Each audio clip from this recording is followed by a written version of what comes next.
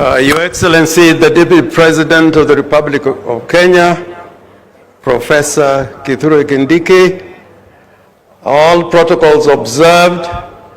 I think I'm coming at the tail end. I'm feeling like a hungry man with a loaf of bread and you're told to eat it in 30 seconds. I'll not attempt to do that. First, I want to note that Siaya has a lot to offer, and next month we are going to have an investment conference similar to this one in Siaya. I hope some of the partners here, whom we have also talked to, are not going to be fatigued and give up on Siaya. If we can talk about everything about resources, I think in Siaya we can talk about many resources in Siaya, but the most important resource is human resource in all its portfolio. And historically, if I want to talk about the availability of human resource in the Republic of Kenya, the first Vice President of the Republic of Kenya came from Siaya. The first barrister came from Siaya, trained in the Inns of Court in England. The first group of professors in the country who are lecturing in Makerere and abroad came from Siaya, and recently we lost Professor Bethel Ogot, and I hope I'll carry your condolences and sympathies to the family of Professor Ogot.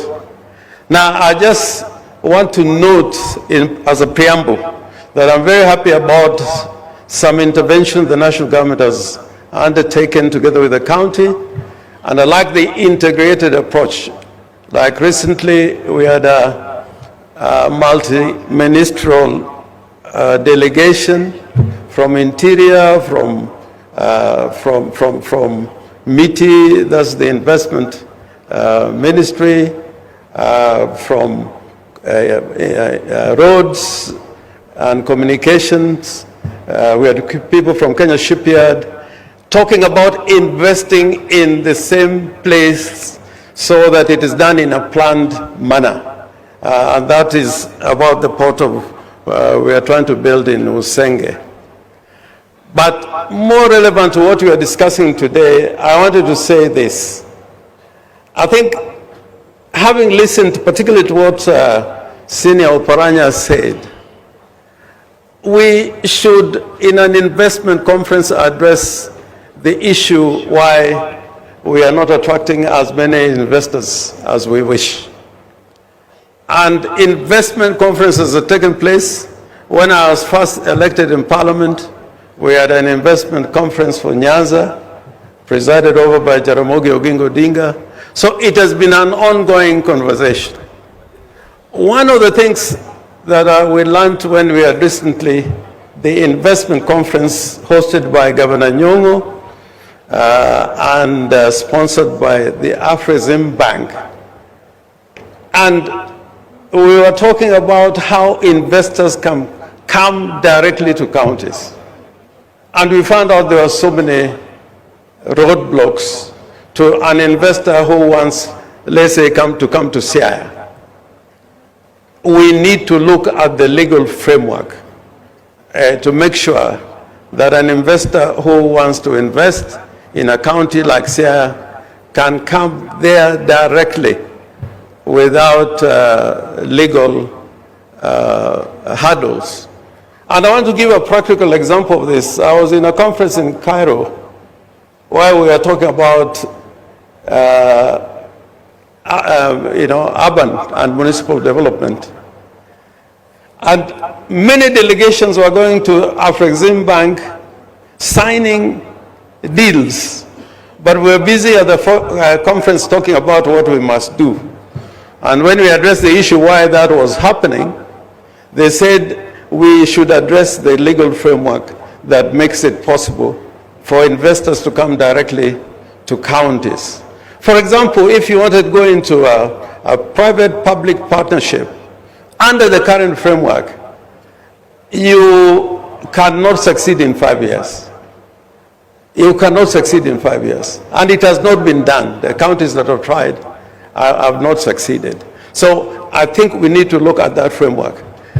The other thing, whereas the Constitution gives a framework of sharing revenue, if you look at the revenue that is allocated to national government, and I'm glad to talk about this because I think there is acceptance of that fact, that if you look for roads, for example, you find that one county in a particular area is given more money for tarmac roads, like, more than, let's say, the entire of Nyanza.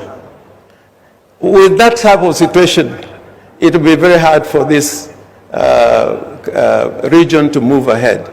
The national government should do a checkup and find out, are counties getting or regions getting equitable amounts of monies spent by national government in infrastructure and the rest. And lastly, I want to say this. If people feel good about what is happening, they don't need to be persuaded. They don't need to be persuaded. When Kibaki took over, in the first 6 months, there was a feel-good factor. And I'm challenging ourselves that having gone through these processes and in election circles, we need to take measures that the ordinary Kenyans at the end of the day can say, we feel good, what is happening to us, what services are being delivered to us. And this investment conference will deal with this issue if you can open up the counties and the regions. I don't want to go beyond that. I thank you, and thank you very much, the organizers. Thank you very much, Jim. Could I ask the deputy governors who are here to just stand and wave? I see my deputy governor is there, Dr. Willie, and others. Please, where you are. I'm sorry, this light is too strong. But anyway, thank you so much. Mr. Deputy President, thank you very much for letting us share your time. I'm sure that what has been said here is useful to your ears. And please come again to Kisumu and stay longer. I will be a very good host. And you know why I say so. Asanteni sana. Asante sana. Tafadhali kila mmoja naomba kwa heshima tusimame.